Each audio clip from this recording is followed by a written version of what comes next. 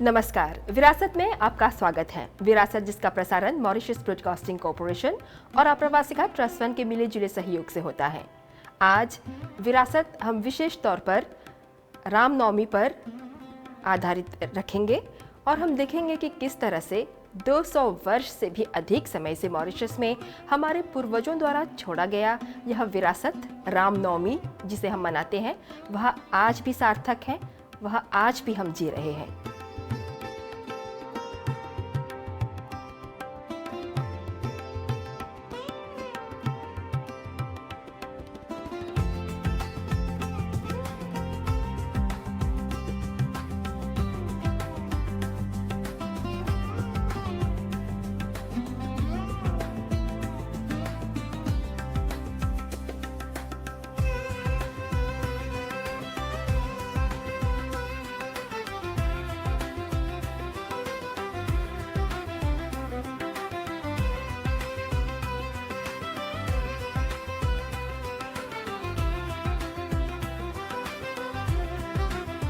आज विरासत के अंतर्गत हम रामनवमी पर चर्चा करेंगे। रामनवमी जो हम हर वर्ष मॉरिशस में मनाते हैं, तब से मनाते हैं जब से हमारे पूर्वज इस देश में आए।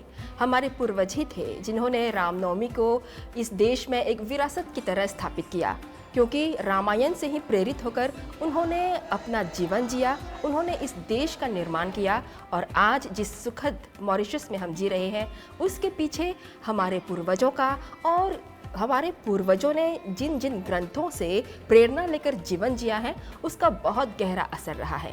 तो आज हम रामनवमी पर बात करने के लिए विशेष एक संवाद करेंगे डॉक्टर वीनू अरुण जी से। डॉक्टर वीनू अरुण जी नमस्कार। नमस्कार। आप हमें ये बताइए कि आज हम जब रामनवमी मनाते हैं तो इसके पीछे मतलब भावना क्या है, अर्थ क्या है, हम क्यों रामनवमी मनाते हैं? रामनवमी का अर्थ ही है भगवान राम के जन्म का महा उत्सव, और चूँकि वे नवमी तिथि में पैदा हुए थे इसलिए उनके साथ जुड़ा है रामनवमी, यानी वो नवमी तिथि जब भगवान राम इस धरती पर प्रकट हुए थे, अवतरित हुए थे। और जब से मुझे लगता है कि मानवता है, जब से भगवान राम हैं, जब से रामायण ग्रंथ हमारे पास है, महर्षि वाल्मीकि का लिखा हुआ, हो सकता है उसके भी पहले से रामनवमी का पर्व बहुत ही धूमधाम के साथ मनाया जाता है। उसका कारण ये है कि राम जी ने अपने जीवन से, अपने आचरण से कुछ ऐसे आदर्श हमारे सामने रखे थे, कुछ ऐसे मूल्य हमारे लिए स्थापित किए थे जो मुझे लगता है कि युग युग में सार्थक रहे हैं, और जब तक मानवता रहेगी वो मूल्य हैं जो सार्थक रहेंगे। तो जब हम रामनवमी मनाते हैं या जब हम कृष्ण जन्माष्टमी मनाते हैं, किसी भी महापुरुष का जब हम जन्मदिन मनाते हैं तो उसके पीछे कई भावनाएं होती हैं। पहली भावना ये है कि हम अपनी कृतज्ञता प्रकट करते हैं, अपना प्रणाम निवेदित करते हैं, धन्यवाद देते हैं कि उनके कारण आज हम हैं और एक अच्छे मनुष्य के रूप में जीवन जीने का हम प्रयत्न कर रहे हैं।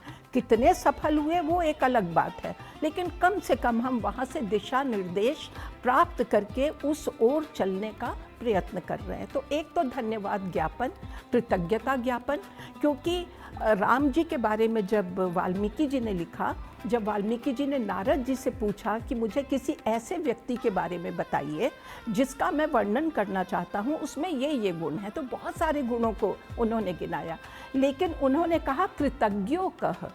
कौन ऐसा व्यक्ति है जो इन सारे गुणों का समुद्र होते हुए भी, इन सारे गुणों से संपन्न होते हुए भी कृतज्ञ है? कृतज्ञ का मतलब है कि जिसने भी हमारे प्रति कुछ किया है उसके लिए ग्रेटफुल होना, अपनी कृतज्ञता प्रकट करना।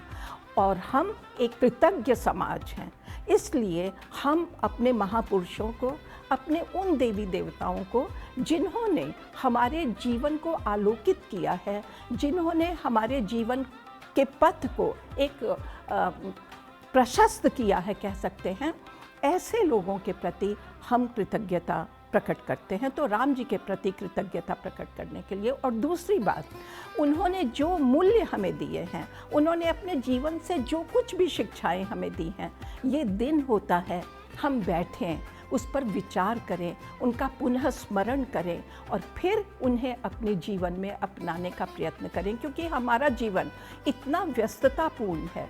हमें परिवार देखना है, हमें अपना व्यक्तिगत जीवन देखना है, नौकरी करनी है, तरह तरह के हमारे ऊपर दायित्व हैं। ऐसे में हम प्रतिदिन शायद उन मूल्यों का स्मरण नहीं कर पाते, लेकिन विशेष रामनवमी के दिन हम क्या करते हैं, उसके पहले जो हमारी नवरात्रि चलती है उसमें हम 9 दिन रामायण का पाठ करते हैं। इसका मतलब नहीं कि पहले नहीं करते, पहले भी करना चाहिए, लेकिन ये विशेष चूँकि दिन होते हैं राम जी को और रामायण के प्रति समर्पित, तो हम रामायण का पाठ करते हैं। कोई भी रामायण, रामचरितमानस हो, वाल्मीकि रामायण हो, भावार्थ रामायण हो, कंब रामायण हो, जिसमें भी आपकी आस्था है आप उसे पढ़िए और फिर उन मूल्यों को पुनः अपने जीवन में उतारने की कोशिश कीजिए और स्वयं अपना मूल्यांकन कीजिए कि मैं कहाँ खड़ा हूँ। क्या जो बताया गया है उसका कोई भी अंश हमारे जीवन में प्रतिफलित हो रहा है या नहीं हो रहा है। अब आप हमें ये बताइए कि आज जिस आधुनिक दुनिया में हम जी रहे हैं, ऐसी दुनिया में नई पीढ़ी को अपने धर्म ग्रंथों से जोड़ना और इन धर्म ग्रंथों से प्रेरणा लेना, इन दोनों को कैसे जोड़ सकते हैं? कैसी नई पीढ़ी को सिखा सकते हैं कि हमारे जो धर्म ग्रंथ रहे हैं, रामनवमी के साथ साथ रामायण में जो भी बातें बताई गई हैं वो आज भी हमारे लिए सार्थक है? देखिए, जो मूल्य हमारे ग्रंथों में बताए गए हैं, मैं आपको एक बात बताती हूँ कि वेदों में और एक उपनिषद है हमारा तैत्तिरीय उपनिषद, उसमें गुरु बताते हैं अपने शिष्यों को सत्यम वद, धर्मम चर, मातृदेवो भव, पितृदेवो भव, आचार्य देवो भव, अतिथि देवो भव, और कभी भी स्वाध्यायान माँ प्रमदः, यानी जो शिक्षा देते हैं गुरु अपने शिष्यों को, वो बोलते हैं सत्य का आचरण करना। आप जा रहे हो गुरुकुल से, लेकिन याद रखना आजीवन सत्य का आचरण करना है। मातृदेवो भव, पितृदेवो भव। तो ये जो बातें कही गई थी, हम कैसे जाने कि ये कहीं हुई हैं या नहीं हुई हैं? तो राम जी ने, सीता जी ने, लक्ष्मण जी ने, हनुमान जी ने, भरत जी ने, सबने अपने जीवन में जी करके एक उदाहरण प्रस्तुत किया। और इसीलिए ये जो मूल्य हैं ये शाश्वत है, ये सार्वभौमिक है, ये किसी एक देश के लिए, किसी एक स्थान के लिए, किसी एक पीढ़ी के लिए नहीं है, ये सबके लिए है। आज की युवा पीढ़ी को भी इन मूल्यों की बहुत अधिक आवश्यकता है, क्योंकि जब तक आप दूसरों का आदर नहीं करेंगे, आप इसको ऐसे लीजिए, हमारे यहाँ कहा गया है कि जो आप चाहते हैं कि मुझे मिले, मैं चाहती हूँ कि आप मुझे सम्मान दें, आप मुझे प्रेम दें, आप मुझे गाली मत दें। तो जो मैं चाहती हूँ वो पहले मुझे आपके प्रति वैसा आचरण करना पड़ेगा। मैं आपको गाली दूँ और मैं ये अपेक्षा करूं कि आप मुझे प्रेम करोगे, आप मुझे आदर करोगे, ये संभव नहीं है, क्योंकि जैसा एक्शन होता है वैसा ही रिएक्शन होता है। इसीलिए हमारे यहाँ कहा गया आत्मनः प्रतिकूलानि परेशान न समाचरे। जो आप चाहते हैं अपने लिए, उससे उल्टा दूसरों के साथ मत करो, वही करो जो आपको चाहिए। तो आज की युवा पीढ़ी को भी ये तो चाहिए ना कि जीवन में सत्य हो। मैं झूठ बोल रही हूँ आपसे, तो मैं यही सोचूंगी ना कि चूंकि मैं झूठ बोल रही हूँ तो आप सत्य भी बोलोगे, तो मुझे लगेगा कि किरण मुझसे झूठ बोल रही है। क्यों? क्योंकि मैं झूठ बोल रही हूँ, तो मैं आपके ऊपर विश्वास नहीं करूँगी। लेकिन बिना विश्वास के तो जीवन चल ही नहीं सकता, कोई संबंध नहीं चल सकता। विश्वास तो सबसे पहले आपको अपने ऊपर होना चाहिए, आत्मविश्वास, आत्मविश्वास, दूसरों पर विश्वास। इसलिए हमें सत्य बोलना चाहिए, ये युवा पीढ़ी को समझना होगा और युवा पीढ़ी उससे प्रेरणा लेगी कि यदि मैं सत्य नहीं बोलूँगा तो मुझे कैसे मालूम कि मेरा पार्टनर या मेरा मित्र या जो भी मुझसे जुड़ा हुआ है वो सत्य का आचरण कर रहा है या नहीं। यदि मैं अपने माता पिता का आज सम्मान नहीं करूँगा तो कल को मुझे भी तो माता पिता बनना है।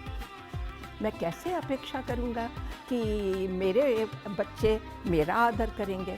आज मैं अपने मित्र पर विश्वास नहीं कर रहा हूँ, मैं कैसे अपेक्षा करूँगा कि वो मेरे प्रति विश्वास करे, या मैं अपेक्षा तो कर सकती हूँ कि आप मुझे विश्वास मेरे ऊपर करें, लेकिन मैं आप पे नहीं करती। इसलिए मुझे लगता है कि आज की युवा पीढ़ी के लिए भी वो मूल्य उतने ही महत्वपूर्ण है, लेकिन एक अंतर है कि हमें थोड़ा सा टेक्निक बदलना पड़ेगा, क्योंकि नया युग है, सब कुछ नया है। हमारे ज़माने में मोबाइल नहीं था, इंटरनेट नहीं था, आजकल एआई का ज़माना है। आज का बच्चा विकिपीडिया पे जाता है, आज का बच्चा गूगल को ही अपना गुरु मानता है, आज का बच्चा उसे कुछ लिखना है वो तुरंत जाता है चैट जीपीटी पे। तो इसलिए आज की युवा पीढ़ी को हम रामायण के मूल्यों से जोड़ें या अपने किसी भी ग्रंथ के मूल्यों से जोड़ें, उसके लिए आवश्यक है कि हमें उनकी टेक्निक से अपने आप को जोड़ना पड़ेगा। उनके धरातल पे वो हमारे नहीं आएंगे, वो हमारे लेवल पे नहीं आएंगे। हमें उनके लेवल पे जाके जो भाषा वो बोल रहे हैं, जो स्टाइल उन्हें अनुकूल लगती है, उसके अनुसार हमें उनको ये बातें सिखानी पड़ेंगी। डॉक्टर वीनू अरुण जी, हम बचपन से आपको रामायण के अलग अलग पात्रों पर बात करते हुए सुनते आए हैं। आप हमें ये बताइए कि किस तरह से हम अलग अलग पात्रों से प्रेरणा ले सकते हैं, न सिर्फ राम सीता की जोड़ी और महावीर स्वामी की मूर्ति की पूजा करें, बल्कि इनकी आराधना करते हुए हम उनसे प्रेरणा लें और उन्हें अपने जीवन में उतारें। बहुत अच्छा कहा आपने, आज इसकी बहुत आवश्यकता है, क्योंकि हमारे यहाँ जो विग्रह की बात आई, विग्रह का कॉन्सेप्ट आया, यानी भगवान की मूर्ति का जो एक कॉन्सेप्ट है, हम भगवान की मूर्ति की पूजा करते हैं, वो इसलिए आया कि हम निराकार पे हमारा मन फोकस नहीं हो पाता है, केंद्रित नहीं हो पाता। एक हमारे सामने एक आधार हो तो हमारा मन केंद्रित होता है।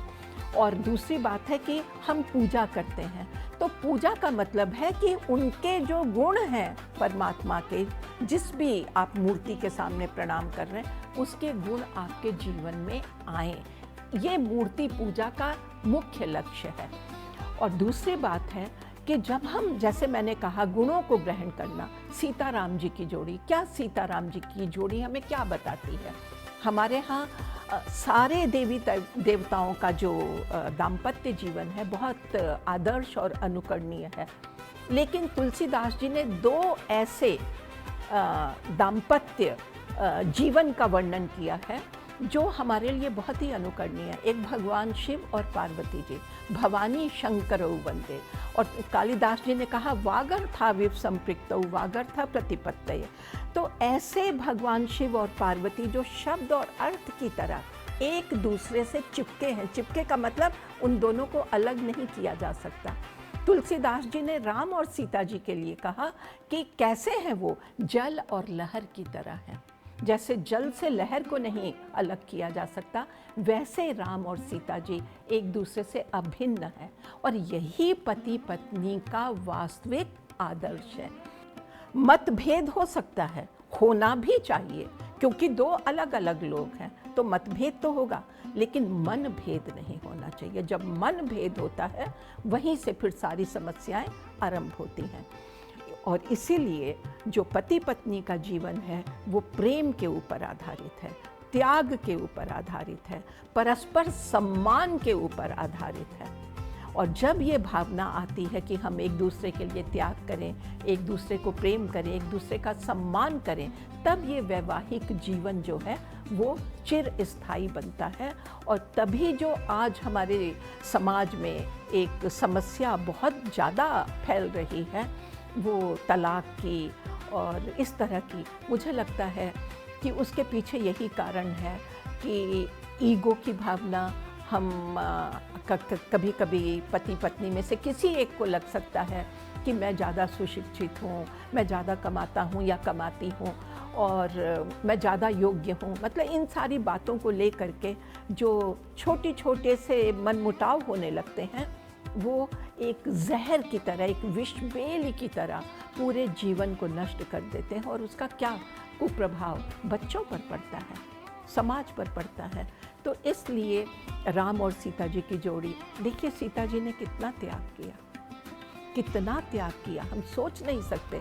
वनवास केवल राम जी को मिला था।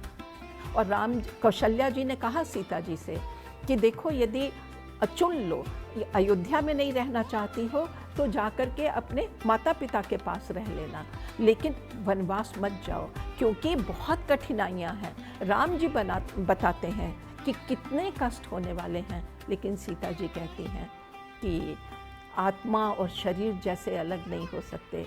जिय बिनु देह नदी बिनु बारी, ऐसे ही नाथ पुरुष बिना नारी। तो ये आदर्श हमारे यहाँ है।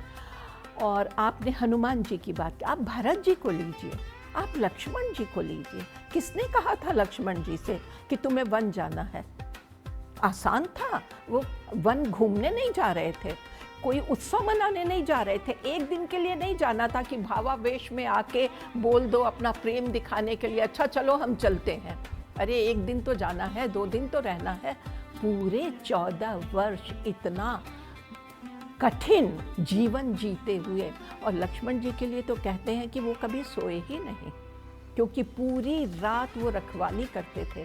वन में हिंसक पशु हैं, विषैले कीड़े हैं, मकोड़े हैं, उनसे, राक्षसों से, सबसे राम जी की रक्षा करनी थी, सीता जी की रक्षा करनी थी। कौन करेगा वो त्याग? और आज बहुत लोग सोचते हैं कि ये केवल कथाएं हैं। ये कथा नहीं है, सबसे पहले ये विश्वास करना पड़ेगा, और हमारे पास तो प्रमाण है। और वैसे भी प्रमाण देने की क्या आवश्यकता है कि राम जी, सीता जी, ये जितने भी पात्र हैं ऐतिहासिक हैं। ये पैदा हुए हैं, आए हैं धरती पर, उन्होंने जीवन जिया है, और जीवन जी करके इन मूल्यों को हमारे लिए स्थापित किया है। भरत जी को तो पूरी राजगद्दी माँ कैकेयी ने सारे कलंक और आरोप झेले, लेकिन उनको राजगद्दी दी। लेकिन भरत जी ने क्या किया? नहीं स्वीकार किया, सब कुछ छोड़ करके चले गए। जैसे हम गेंद को लात मार देते हैं, वैसे उन्होंने गेंद की तरह लात मार दिया। तो ये उदाहरण है हमारे सामने। और हनुमान जी की बात करते हैं, जिन हनुमान जी की यशोगाथा हनुमान चालीसा में है, सुंदरकांड में है, जिन हनुमान जी को अलग अलग नामों से, उनके पराक्रम को बजरंग बली कह के, उनका जो संकट मोचन वाला रूप है उनको संकट मोचन कह के हम हनुमान जी की तरह तरह से आराधना करते हैं। लेकिन हनुमान जी का जो जीवन है, किरण जी, मैं उनके बारे में बोल ही नहीं सकती। घंटों आप हनुमान जी पे बोलिए, आप नहीं बोल सकते। क्या रिश्ता था हनुमान जी का राम जी से? उनके परिवार के सदस्य नहीं थे। अरे वो तो सुग्रीव के मंत्री थे ना, सुग्रीव के, राम जी से ना परिचय है ना कुछ। सुग्रीव ने केवल ये कहा था हनुमान जी को कि देखो, ऋषिमुख पर्वत पर बैठे हुए हैं, राम लक्ष्मण आ रहे हैं तपस्वी रूप में। सुग्रीव डरे हुए हैं अपने भाई से, उनको लगा कि बाली ने किसी को भेजा है मुझे मारने के लिए। तो कहते हैं कि विप्र रूप धारण करके जाओ और पता लगाओ कि कौन है। उनका तो काम इतना ही था ना, पता लगा के आ जाते, आके बोलते सुग्रीव को कि चिंता मत कीजिए महाराज, ये 2 तपस्वी हैं, अपनी पत्नी को ढूंढते हुए आ रहे हैं, आपको डरने की जरूरत नहीं। कहानी खत्म। लेकिन क्या किया हनुमान जी ने? एक मंत्री का, एक सेवक का क्या धर्म है उसे निभाया। तुरंत उन्हें जब राम जी बताते हैं कि मेरी पत्नी का अपहरण हो गया है और पिता की आज्ञा मान करके हम 14 वर्ष के लिए वनवास में हैं, तुरंत लगता है हनुमान जी को कि सुग्रीव से राम जी की मित्रता करा देनी चाहिए। ये निर्णय किसने लिया था? हनुमान जी ने। सुग्रीव तो ऊपर बैठे हैं और वो राम जी को बोलते हैं चलिए मेरे स्वामी से मिलिए, और आपका भी कष्ट दूर होगा, उनका भी कष्ट दूर होगा। ये जो दूरदर्शिता, ये जो बुद्धिमत्ता है हनुमान जी की, इसीलिए हम उन्हें बोलते हैं कि वो क्या हैं? ज्ञानी नाम अग्रगण्यम, ज्ञानियों में अग्रगण्य है, सबसे आगे हैं। और जिस तरह से वो बात करते हैं राम जी से, वाल्मीकि जी ने इतना सुंदर लिखा है कि जब राम जी सुनते हैं हनुमान जी को बात करते हुए, संस्कृत में बात कर रहे हैं, तो राम जी लक्ष्मण जी से कहते हैं ये कितना ज्ञानी व्यक्ति है, इतनी देर से संभाषण कर रहे हैं ये हनुमान, एक भी शब्द कहीं गलत नहीं निकला, कहीं उनका एक शब्द स्खलित नहीं हुआ। हम लोग बोलते बोलते गलतियां भी मेरे मुंह से वो ऐसे निकला।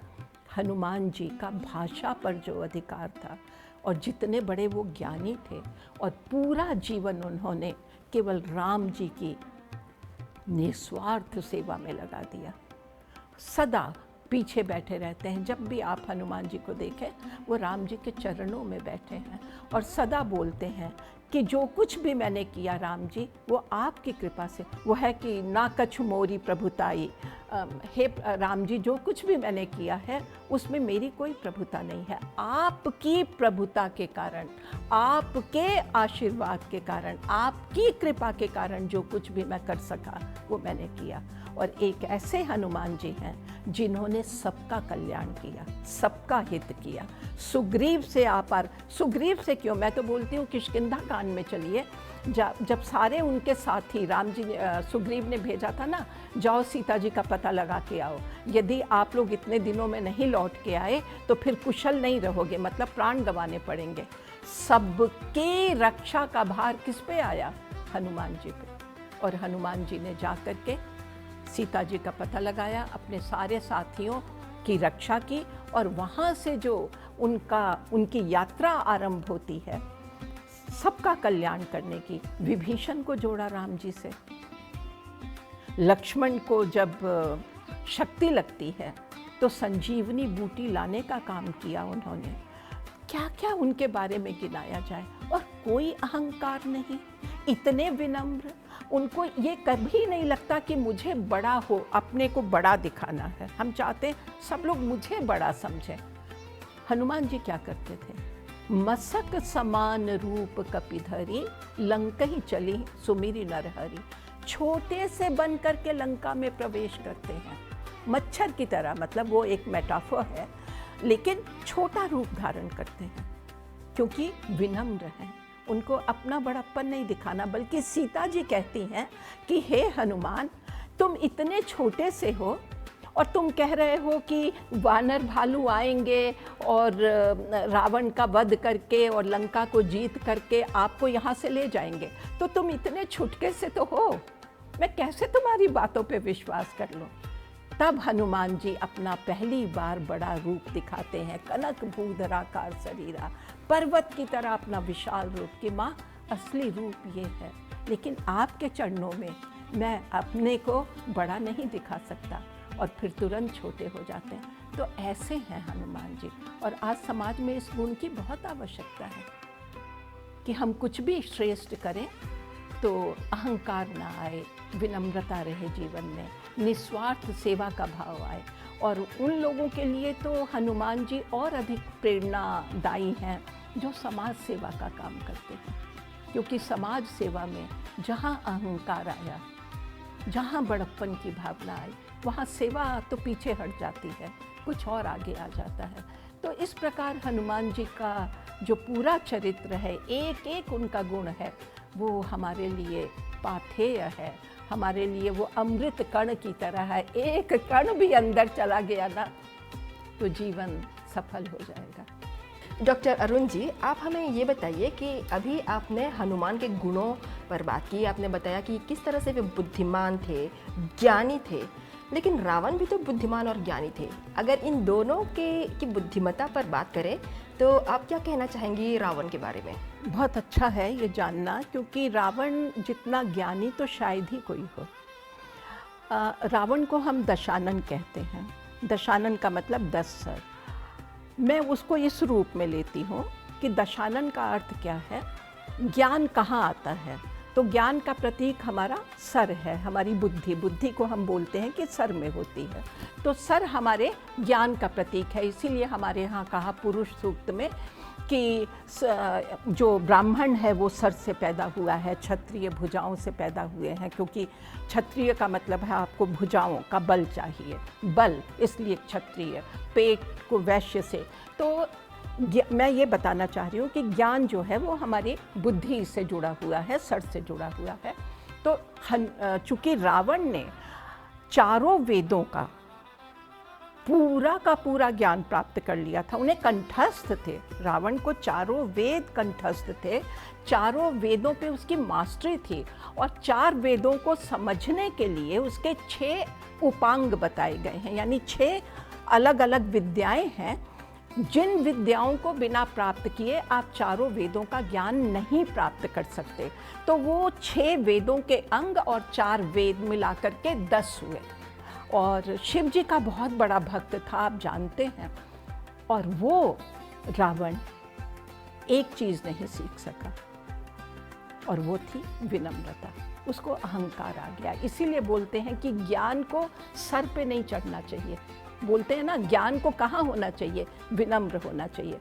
अब हमें ये बताइए कि रामनवमी के उपलक्ष्य में, जो कि हम 26 मार्च को मना रहे हैं, रामायण सेंटर कौन कौन से कार्य चला रहा है और कौन कौन सी गतिविधियाँ आयोजित की गई हैं रामनवमी के संदर्भ में?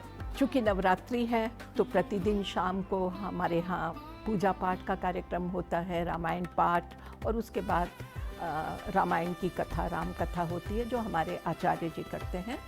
लेकिन जो बड़ा आयोजन है, बहुत प्रमुख आयोजन है, वो है रामनवमी का, जो 26 तारीख को होगा और गुरुवार का दिन है। सुबह 10 बजे से हमारा कार्यक्रम बिल्कुल आरंभ हो जाएगा और 12:30 बजे राम जन्म, और उसके बाद ललना पलना नृत्य उत्सव, इसके साथ ये कार्यक्रम समाप्त होगा। तो मैं चाहती हूँ कि आप सब अधिक से अधिक संख्या में आएँ। सभी भक्तों से मेरा करबद्ध निवेदन है कि ये रामायण सेंटर, जिसे हम मानते हैं कि अयोध्या की तरह है, यहाँ पे राम मंदिर की स्थापना हुई है, ऐसे इस राम मंदिर में आप सब अधिक से अधिक संख्या में आइए। डॉक्टर वीनू अरुण जी, बहुत बहुत धन्यवाद कि आज आपने अपना कीमती समय निकालकर रामनवमी के उपलक्ष्य में आपने रामायण के साथ साथ रामायण से जुड़े जो अलग अलग पात्र हैं उन पर इतना अच्छा विस्तार दिया। बहुत बहुत धन्यवाद। बहुत बहुत धन्यवाद किरण जी आपको कि आपने ये कष्ट उठाया और मुझे ये अवसर प्रदान किया कि मैं कुछ अपने विचार अभिव्यक्त कर सके। रामनवमी की अनंत शुभकामनाएं, मंगल कामनाएं। रामनवमी पर आधारित आज का विशेष विरासत यहीं पर समाप्त होता है। आप सभी को रामनवमी की बहुत बहुत शुभकामनाएं। अगले विरासत तक हम पूरी टीम को आज्ञा दीजिए। धन्यवाद। नमस्कार।